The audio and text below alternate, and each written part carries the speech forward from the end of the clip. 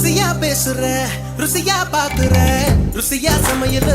செய்வியா நீ பசும் பாலையில துவரம் பருப்ப கடைஞ்சு தாளிச்சு கொடுக்கட்டுமா பத்திய சோறா நான் உன்னை கேட்டேன் காரம் சாரமா உனக்கு சமைக்க தெரியுமா அம்மா மிளகில ரசமா மிளகா தொக்கா நல்லா செய்வ நீ சாப்பிட்டு பாரு